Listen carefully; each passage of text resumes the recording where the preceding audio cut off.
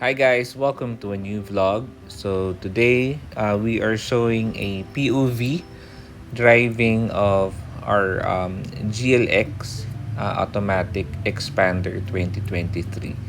So makikita nyo dito sa video na to um, na galing kami sa drive-thru or sa Jollibee rather. Ordering misis ko, tapos ayan, papunta kami sa cemetery to visit our moms. Yan. So, yan yung view when you're driving Xpander GLX automatic.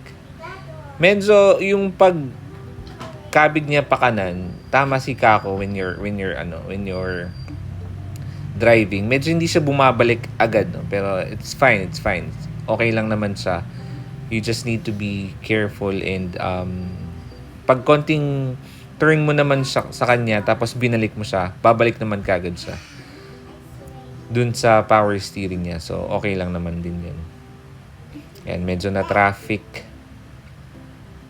papasok ng Himlayang, Pilipino. If you guys are familiar with this location, alam niyo medyo makipot at medyo magulo dun sa bandang part ng papasok na cemetery. So, maingat lang sa pagdadrive.